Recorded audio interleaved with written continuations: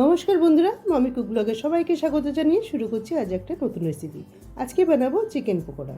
দেখো এখানে কিছু ধনেপাতা ও পুদিনা পাতা, স্বাদ মতো দুটো লঙ্কা নিয়েছি, একটা মিহি পেস্ট বানিয়ে নেব। এখানে আমি 250 গ্রাম চিকেন নিয়েছি, দিয়ে দেবো 2 চামচ লেবুর রস, এটা পাতি লেবুর রস আছে। এখানে রসুন ও আদা ও কাঁচা লঙ্কা 1 চামচ পেস্ট করে দিয়েছি।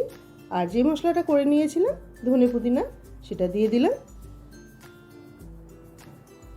দিয়ে দেবো স্বাদ মতো নুন, অল্প করে হলুদ গুঁড়ো দিয়ে খুব ভালোভাবে মাখিয়ে নেব। এইভাবে একবার চিকেন পকোড়া খেয়ে দেখো, অসাধারণ লাগে খেতে, একদম রেস্টুরেন্ট স্টাইলে। খুব ভালো করে মাখিয়ে নিয়ে 10 থেকে 15 মিনিটের জন্য রেস্টে রেখে দেব। এবার দিয়ে দেবো কর্নফ্লাওয়ার, 1 চামচ দেবো কর্নফ্লাওয়ার, 1 চামচ দেবো চালের গুঁড়ো। খুব ভালোভাবে মাখিয়ে নেব, কোনোভাবে যেন দলাভাব না থাকে, দিকটা ফলো করে খুব ভালো করে মাখিয়ে নিতে হবে। এবার একটা কড়াইতে সর্ষের তেল দিয়েছি, তোমরা চাইলে সাদা তেলেও পকোড়াটা ভেজে নিতে পারো। একটা একটা করে পকোড়াগুলো দিয়ে দেবো তেলের মধ্যে। ব্যাটারে যেন খুব ভালো করে কোট হয়, কোট সমেত ভালো করে দিতে হবে, তাহলে পকোড়ার দেখতে খুব সুন্দর লাগবে।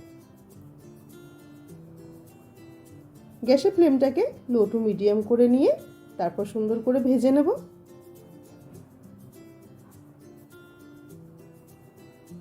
চারপাশটা যখন একদম গোল্ডেন কালার হয়ে যাবে তখন আমি এক এক করে তুলে নেব।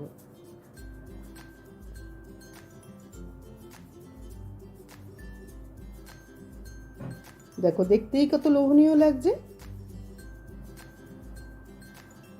বাকিগুলোও এইভাবে একইভাবে ভেজে নেব।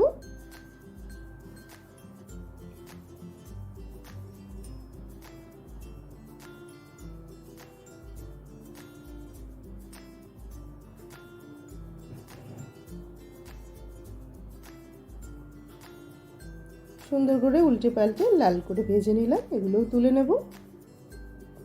এখানে আমি কিছু রিং করে পেঁয়াজ কেটে নিয়েছি, দিয়ে দেবো চাট মশলার গুঁড়ো ও কাশ্মীরি লাল লঙ্কার গুঁড়ো, খুব সুন্দর করে মেখে নেব। পেঁয়াজ দিয়ে তো এমনি খেতে ভালো লাগে, তবে এই পদ্ধতিতে একবার খেয়ে দেখো, অসাধারণ লাগে পেঁয়াজের টেস্টটা। রেসিপিটি ভালো লাগলে একটা লাইক করে দিও।